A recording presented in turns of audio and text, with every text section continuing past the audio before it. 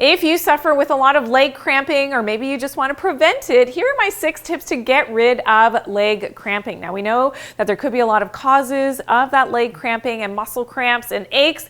It could be poor blood circulation, so making sure that you are getting enough and proper blood circulation is going to be really important if you suffer with a lot of muscle cramps. Of course, poor diet and being pre-diabetic, and that's because that glucose needs to be used by the muscles during exercise, can also be a precursor to that muscle and leg cramping. Also, dehydration, so simply not having enough fluids in your system can cause that muscle cramping. Now, mineral depletion is really important as well. If you're lacking the important electrolytes like calcium, magnesium, sodium, or potassium, that can also exacerbate that leg cramping.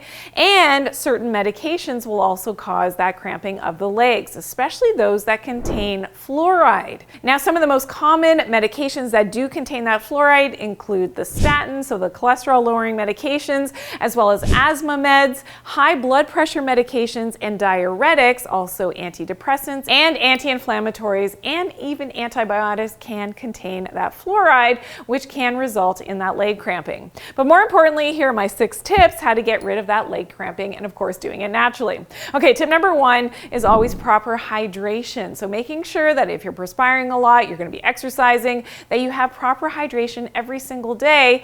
I love that Soleil water, so I've got another video about that. That Soleil water, fantastic. Adding that salt into your water to help to balance those electrolytes, really, really important. Okay, tip number 2, you've got to warm up properly before you exercise. If you're prone to leg cramping and that lactic acid buildup, you want to make sure that you're getting that blood flowing properly before you are moving so that you don't get that leg cramping. Okay, tip number 3, fix your leptin and insulin resistance. Now, this is important, that blood glucose control and your leptin signaling, really important if you're prone to that imbalance in your electrolytes, and of course your inability to utilize your blood sugar appropriately. This goes back to that leptin resistance and that insulin resistance as well.